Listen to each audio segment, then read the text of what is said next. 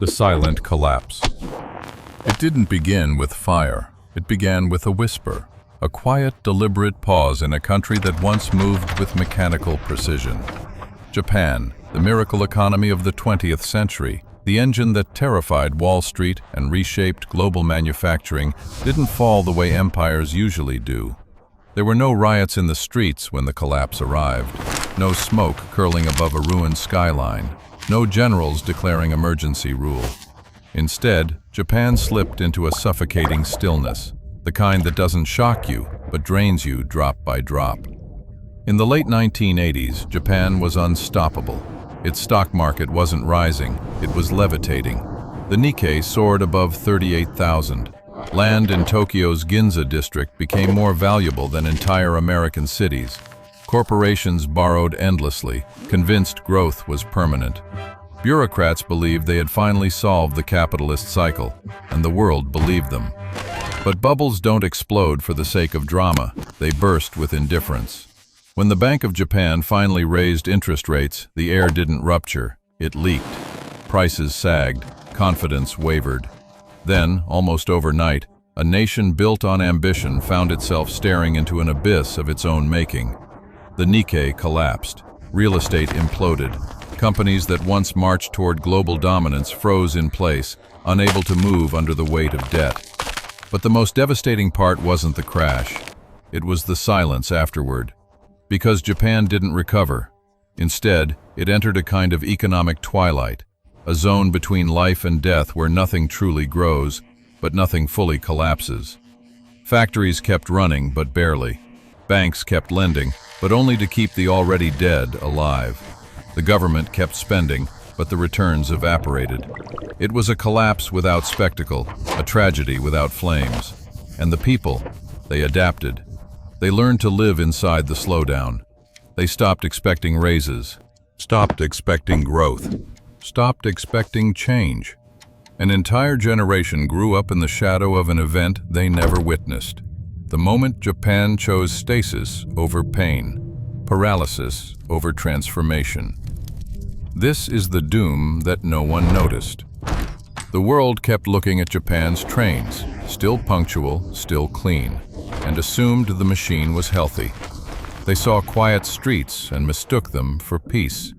They saw no turmoil and assumed stability. But beneath that surface, a nation was suffocating, gently, politely, silently. Japan didn't collapse the way economists predicted. It collapsed the way a star dies, not in an explosion, but in a slow, inevitable fade. And today, more than 30 years later, the country still exists inside that dim light, neither rising nor falling, trapped in a perpetual dusk. A slow-motion economic suicide carried out not with violence, but with hesitation. A country that once dared to challenge the world now drifts through time with a kind of ghostly calm, haunted by what it used to be, and by what it refused to become. This is the beginning of Japan's silent doom, a collapse so quiet, the world mistook it for stability. The rule of decline. Collapse is never unique. It only feels personal when it happens to you. For centuries, empires have followed the same rhythm, a predictable arc that begins with ambition, peaks with overconfidence, and ends with a slow, grinding decay. The names change, the flags change, the languages change, but the mechanism never does. The pattern is older than any empire, older than any ideology. And Japan, for all its uniqueness, stepped directly into that ancient rhythm. Every great power begins with expansion fueled by discipline. Rome's early republic minted coins of pure silver, each one backed by labor, conquest, and real economic output. Britain's industrial ascent was built on productivity and restraint. Even post-war Japan rebuilt itself through pure efficiency, transforming scarcity into strength. But then comes the inflection point, the moment a nation starts believing its own myth. Rome began watering down its currency to appease an elite too powerful to confront. Silver coins slowly mutated into worthless slivers of metal, and the people didn't notice until it was too late. Britain drowned in its post-World War I debts. clinging to an unsustainable empire through financial manipulation instead of confronting reality. Japan followed the same script, but with modern tools.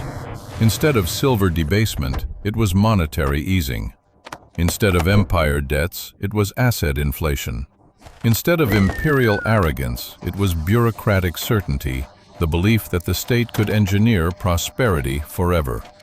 The pattern is always the same. When a system becomes too fragile to endure pain, it chooses denial instead. And denial always demands a price. In Japan's case, the 1980s boom created a political and financial structure so bloated, so interconnected, that allowing the bubble to truly burst would have meant dismantling the old order. And the old order would not allow that. So the government stepped in, not to correct the system, but to preserve it. This is the heart of the pattern, the pivot from bold ambition to fear-driven preservation. Once a nation crosses that threshold, the path narrows. Innovation slows, risks vanish. Growth turns into maintenance, and eventually, maintenance turns into stagnation. The state becomes a caretaker, not a builder. The economy becomes a life support system, not a living organism. Japan didn't choose a single catastrophic fall, it chose a controlled descent. Smooth, managed, bloodless. And that is exactly what makes it so dangerous. Because a dramatic collapse invites reform. A quiet decline invites complacency. The same pattern can be found in ancient China's dynastic cycles, in the Ottoman Empire's bureaucratic ossification, in the Soviet Union's final decades of stagnation. The symptoms differ, but the disease is identical. Elites protect the structure smothers the future, and the nation enters a twilight that can last generations. Japan simply industrialized this process. It replaced conquest with consumption, replaced emperors with technocrats, replaced collapse with stasis. But the pattern is unmistakable. Once the system exists only to preserve itself, people become passengers, not participants. And passengers do not steer history. Japan's slow-motion decline isn't an anomaly. It is a mirror, reflecting a rule that has governed civilizations from the beginning. Every nation that fears disorder more than decline will eventually choose decline. And once that choice is made, the descent becomes unavoidable. Not dramatic, not explosive, but eerily calm. The universe doesn't punish arrogance with fire. It punishes it with entropy. Japan merely followed the law that every empire eventually obeys. Yesterday's collapse, today's warning. What happened to Japan in 1991 was not an isolated tragedy. It was a rehearsal, a quiet preview of the world we're entering now. For decades, economists treated Japan as an anomaly, a strange, self-contained puzzle. They called it the Japanese disease, the lost decade, the stagnation experiment. They described it as if it were something that could only happen on a secluded island, shaped by unusual culture and singular demography. But today, the illusion has shattered, because the world's largest powers are now tracing the exact same footsteps, not by accident, but by design, repeating the same mistakes with the same arrogance and the same blindness that once led Japan into its silent twilight. Look at the United States, a nation drowning in asset bubbles so enormous they barely conceal the rock beneath.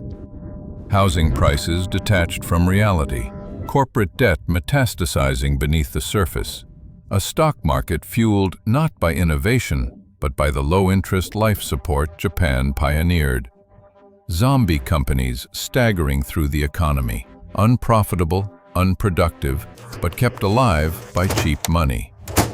This was Japan in 1990, but now it's global. Europe follows the same script, a continent aging rapidly, terrified of structural reform, reliant on perpetual monetary easing to keep governments solvent. Productivity stagnates, birth rates collapse. Debt becomes a permanent feature, not a temporary tool. Politicians promise stability while silently surrendering growth. China, too, has stepped onto the same stage. A massive property bubble, ghost cities stretching across the horizon, local governments drowning in hidden liabilities, and a population aging so fast that even official statistics can't disguise the decline. Beijing, like Tokyo before it, believes it can manage the descent through control, failing to understand that control is the very reason descent accelerates.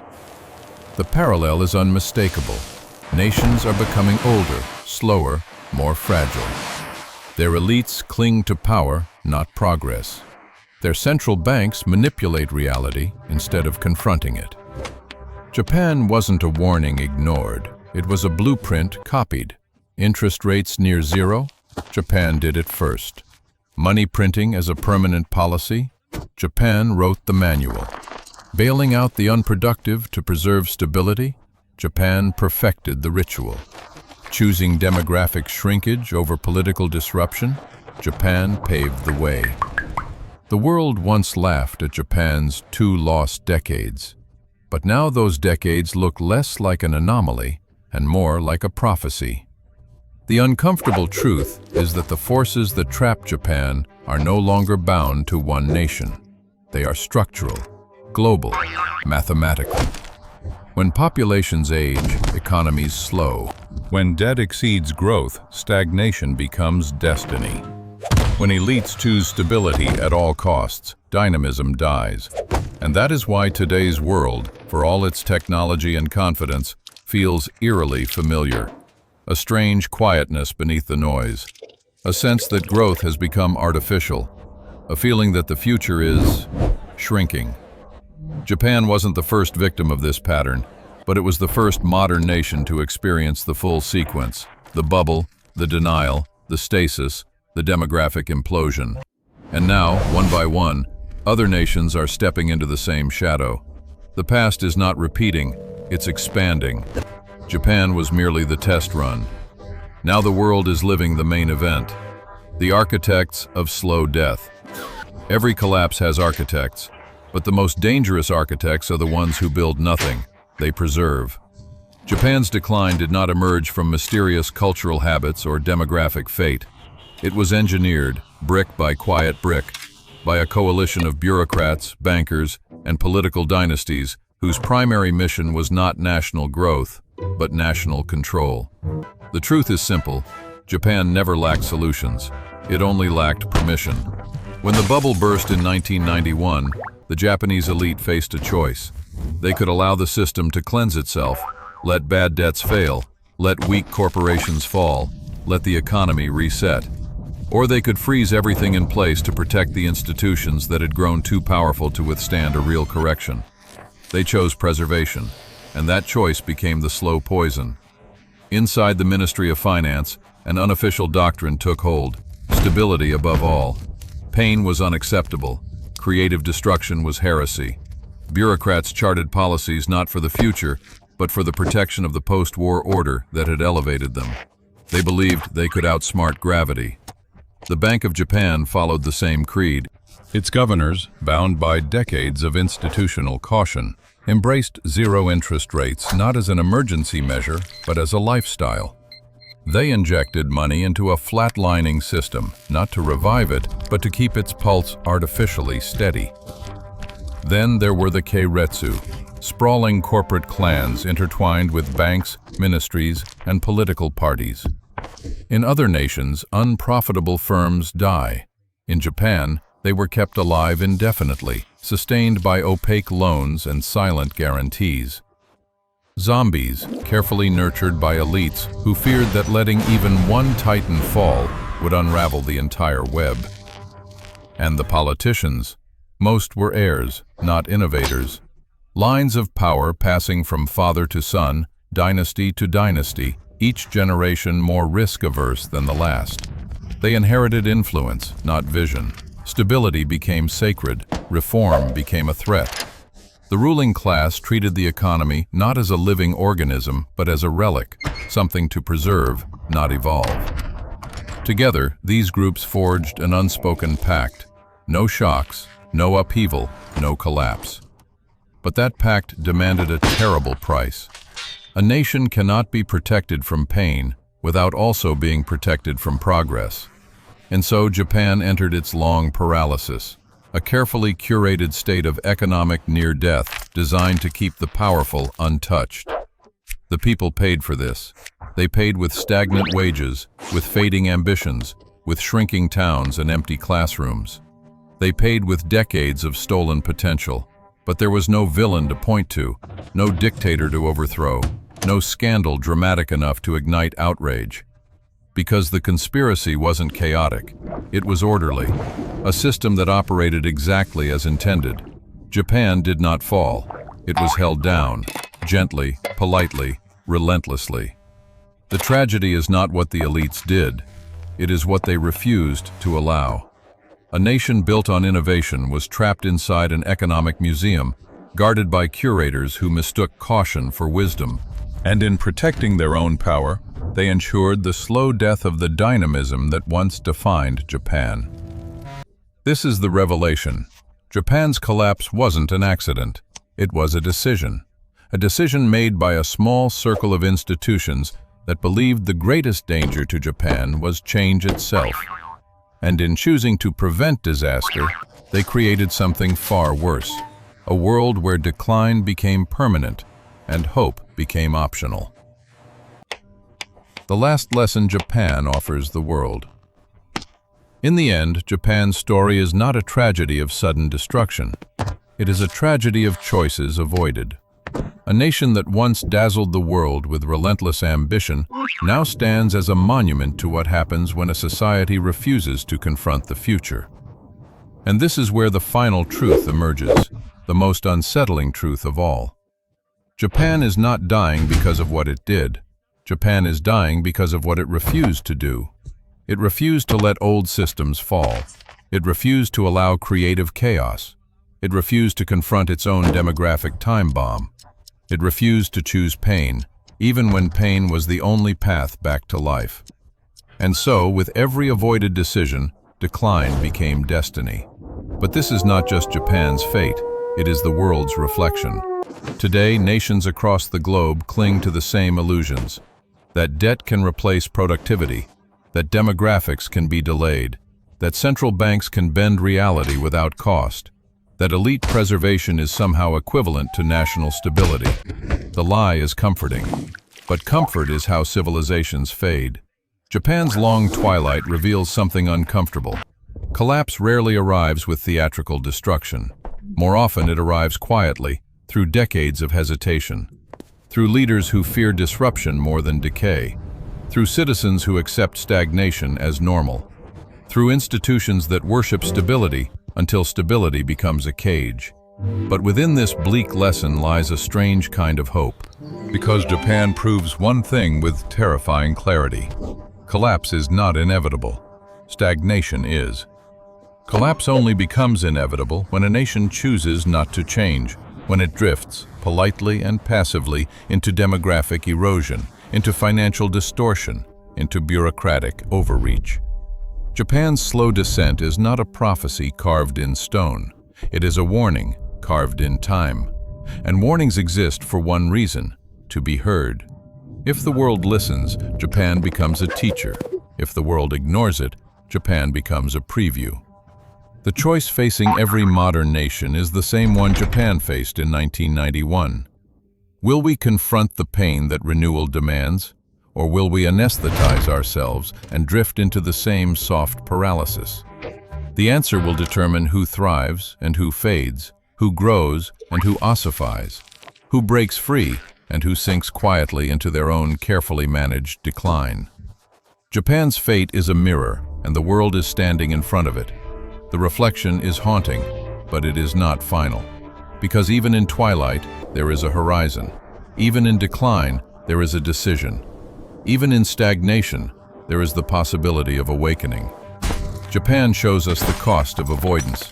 The world must now decide whether to repeat the silence or break it.